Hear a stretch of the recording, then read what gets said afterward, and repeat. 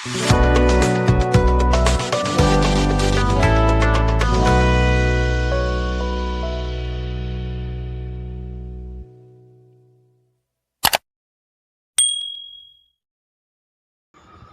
दोस्तों, बहुत बहुत स्वागत आप सभी का मेरे इस यूट्यूब चैनल के सुबंधु में। तो टीम इंडिया बनी है तीसरी टीम जिन्होंने आईसीसी 2024 के T20 वर्ल्ड कप के सुपर 8 में प्रवेश कर लिया है। और आखिरी मैच था न्यूयॉर्क के स्टेडियम में। वहां पे देखो उन्होंने होम टीम जो को होस्ट है यूएसए उनको ही हरा दिया है। एक अच्छा मैच देखने को मिला जहाँ पे यूएसए ने एक तरह से कहें कि फाइटिंग स्पिरिट दिखाई और टीम इंडिया को उतना इजीली मैच जीतने नहीं दिया। हालांकि अंत में एक तरीके से वन साइडेड जीती रही टीम इंडिया की, बट वहाँ पे कहीं ना कहीं आप देखो with their batting with their bowling उन्होंने कहीं ना थोड़ा सा एक तरीके से टीम इंडिया को प्रॉब्लम में डाला था। वन सेकंड देखो तो लो स्कोरिंग मैच देखने को मिला। और यहाँ पे देखोगे न्यूयॉर्क में तो जितने भी मैचेस हुए हैं एवरेज यहाँ पे 100-110 रन के आसपास एक तरह से स्कोर बन रहे हैं। जितने भी हमने मैचेस देखे हैं वहाँ पे हमने देखा कि टीम इंडिया ने 119 डिफेंड किया, फिर आई थिंक साउथ अफ्रीका ने भी 113 रन डिफेंड कर दिए और ऑलमोस्ट वही हाल आज भी रहा है। 110 रन बनाए थे एक तरह से यूएसए ने पहले बैटिंग करते हुए। टीम इंडिया ने पहले एक तरह से गेंदबाजी चुनी थी और आमंत्रण किया था यूएसए को कि आप पहले बैटिंग करिए। तो यूएसए अब देखो 110 पे 8 फिनिश किया था और जवाब में आप देखो टीम इंडिया ने 18.2 ओवर यानी कि एक तरह से 10 गेंदें रहते हुए एक तरीके से और 7 विकेट हाथ में रहते हुए मैच जीता है। और सूर्य कुमार यादव ने बहुत अच्छी 50 मारी और साथ ही शिवम दुबे भी 31 नॉट आउट करके गए हैं 35 बॉलों में। तो दोनों ने आप देखो अपने कैरेक्टर से हटके एक तरह से बैटिंग किया है, बट ये जो कंडीशन है ये जो पिच है उसकी एक तरह से डिमांड ही वही है कि आपको थोड़ी सी पेशेंस के साथ और आपको एक तरह से स्मार्टली खेलना पड़ेगा। यहाँ पे चौके छक्के कम, आपको एक तरह से सिंगल डबल एक तरह से ज़्यादा एक तरह से बटोरना पड़ेगा। और वही चीज़ किया है, एक बहुत अच्छी पार्टनरशिप की, क्योंकि 111 के रन में एक वक्त टीम इंडिया फंस गई थी क्योंकि विराट कोहली अगर आप देखो तो अपने पहले ही बॉल पे आउट हुए थे गोल्डन डक पे, और उसके बाद रोहित शर्मा भी और आप देखो सिर्फ 3 रन बना के आउट हुए थे 6 बॉलों में। फिर ऋषभ पंत ने भी एक तरह से थोड़ी देर के लिए बैटिंग जरूर की भी, बट 20 में 18 करके वो आउट हो गए थे। तो एक वक्त पर आप देखो तो टीम इंडिया 39 पे 3 हो गई थी और वो 8वां ओवर चल रहा था, तो टीम थोड़ी सी मुसीबत में फंस गई थी। बट वहाँ पे देखो तो शिवम दुबे और सूर्य कुमार यादव ने अपनी पेशेंस दिखाई और मैच को जो कि एक तरह से अंत तक लेके गए। और फिर आई थिंक एक मोमेंट पे जब आई थिंक 30 में 35 रन चाहिए थे और वहाँ पे देखो तो अमेरिका को एक तरीके से एक फाइन पड़ता है 5 रन का। तो उन्होंने क्या किया था कि एक ओवर से लेके दूसरे ओवर तक का एक तरह से जो गैप होता है उसमें 60 सेकेंड आपको एक तरह से मिलते हैं, वो एक तरह से क्रॉस कर गया और अगर आपने गलती 3 बार कर दी तो फिर आपको 5 रन की पेनल्टी पड़ती है।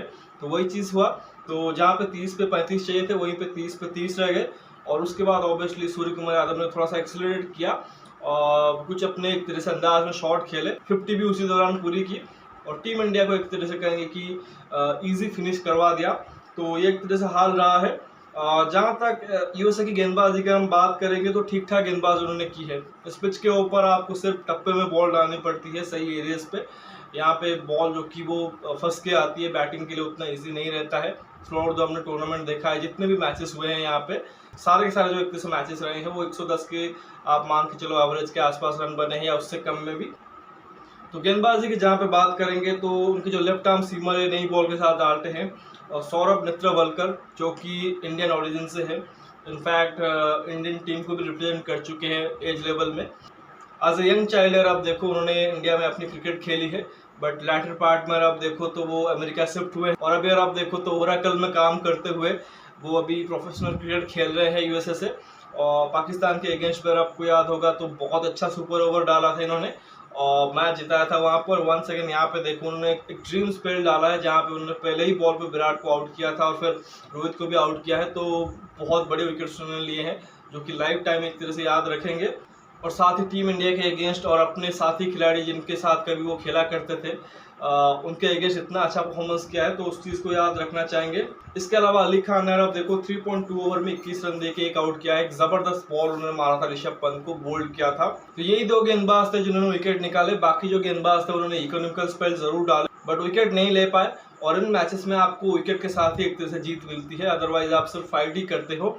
जहाँ तक यूएसए की बात करें तो इनके टीम में आप देखो तो काफ़ी खिलाड़ी ऐसे हैं जो कि इंडियन ओरिजिन से हैं या पाकिस्तान ओरिजिन से हैं, तो डिफरेंट एक तरह से कंट्री से जाके खेल रहे हैं। कोरी एंडरसन आपको एक तरह से पता होगा, न्यूजीलैंड के प्लेयर, आईपीएल में बहुत अच्छा कर चुके हैं मुंबई इंडियंस के लिए, तो वो वहाँ पे खेल रहे हैं। तो काफ़ी एक तरीके से देशों के एक तरीके से प्लेयर जो कि यहाँ पे मिलके यूएसए के टीम के साथ खेल रहे हैं, वहीं पे एक तरह से सेटल हो चुके हैं, तो प्रोफेशनली वहीं से क्रिकेट खेल रहे हैं। तो ये एक तरह से डिफरेंट एक्सपीरियंस होता है उन प्लेयरों के लिए।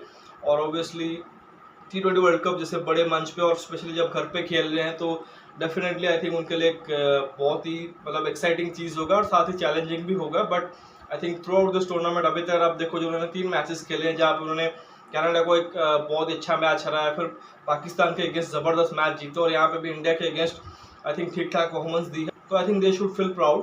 तो आई थिंक जितने मैच उन्होंने परफॉर्मेंस दी है अभी तक बहुत अच्छा ही किया है। जहाँ तक उनकी बैटिंग की बात करें, आई थिंक उनके जो कप्तान थे मोनक पटेल, जो आई थिंक पाकिस्तान के अगेंस्ट बहुत अच्छी बैटिंग की थी, कुछ बहुत अच्छे शॉट खेले थे, इस मैच में अवेलेबल थे नहीं इंजरी की वजह से, और उसी वजह से एरन जोन्स जिन्होंने कनाडा के अगेंस्ट एक अनबिलीवेबल पारी खेली थी, इवन पाकिस्तान के अगेंस्ट भी आके अच्छा कंट्रीब्यूशन किया था, तो बतौर कप्तान वो खेल रहे थे। तो बैटिंग कुछ खास उनकी हो नहीं पाई। और आप देखो पहले ही बॉल पे शाम जहांगीर 0 पे आउट, हर्षदीप सिंह ने उनको एक तरह से LBW किया। बाद में फिर आप देखो स्टीवन टेलर 24 रन किए 30 में, एंड्रे गॉस के 2 रन हैं, एरन जोन्स के 11 हैं, फिर नीतीश कुमार एक तरीके से उन्होंने 27 रन किए 23 बॉलों में। और नीतीश कुमार ये पाकिस्तान वाला मैच में अगर आप देखो इन्होंने आई थिंक चौका मार के मैच को जो कि एक तरीके से सुपर ओवर पे लेके गए थे। नीचे सर आप देखो कोरी एंडरसन के 15 है और 10 रन हरमित सिंह के हैं, तो इसी तरीके से आई थिंक 15-20 करके गए हैं। तो फाइट करते करते अगर आप देखो 110 रन किए हैं 8 विकेट के नुकसान पे। जहां तक टीम इंडिया की बॉलिंग की बात करें, हर्षदीप सिंह जो बाद में मैन ऑफ द मैच भी बने हैं, टॉप क्लास स्पेल उन्होंने डाला है, 4 में 9 रन देके 4 आउट किए हैं। इसके अलावा सिराज और बुमराह विकेटलेस जरूर रहे बट इकोनॉमिकल रहे, दोनों ने अगर आप देखो 25-25 रन दिए 4 में। हार्दिक पांड्या वंस अगेन अपनी वर्थ दिखा रहे हैं, अभी तक बैटिंग से उतना अपॉर्चुनिटी मिला नहीं है बट बॉलिंग के साथ कमाल कर रहे हैं। 4 ओवर में एक मेडन डाला है, 14 रन देके 2 आउट किए हैं। इसके अलावा ऐसा कि स्पिनरों का होता है कि उतना यूज नहीं होता है, तो जडेजा ने यहाँ पे एक भी ओवर नहीं डाला है, अक्षर ने 3 डाला है, 25 रन देके 1 आउट किया है, और 1 ओवर शुभम देवो को मिला था जिन्होंने 11 रन दिए हैं। तो ओवरऑल देखो टीम इंडिया की तरफ से बहुत अच्छी बॉलिंग परफॉर्मेंस थी। बाद में आप देखो बैटिंग में थोड़ा सा फ्रस्ट्रेट जरूर हुए थे, जब शुरुआत के जो 8-10 ओवर थे उसमें विकेट गिर गए थे, स्पेशली जिस तरह से रोहित और विराट जल्दी आउट हुए थे, क्योंकि उनसे आप उम्मीद करते हो बड़ी पारी की, specially against USA like team.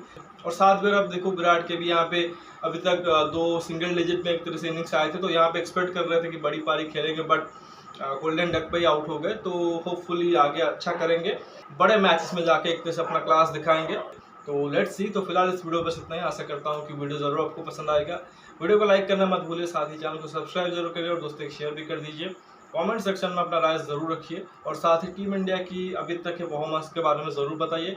क्या कुछ चेंजेस होने चाहिए आने वाले मैचेस में? क्या विराट कोहली को ही ओपन करना चाहिए या फिर यशस्वी जायसवाल को टीम में ऐड करना चाहिए? क्या शिवम दुबे के साथ ही कंटिन्यू करना चाहिए, जो कि बॉलिंग तो अभी उतने कर नहीं रहे हैं, फील्डिंग में भी थोड़े से हल्के हैं? क्या उनके बैटिंग को ट्रस्ट किया जाए या फिर संजू सैमसन को टीम में ऐड किया जाए? तो उसके बारे में जो भी एक तरह से आपका फीडबैक है वो दीजिए। बाकी नोटिफिकेशन की घंटी दबा लीजिए ताकि हर एक वीडियो की अपडेट आपको टाइम पे मिलती रहेगी। मिलते हैं अगले वीडियो में, तब तक धन्यवाद, जय हिंद।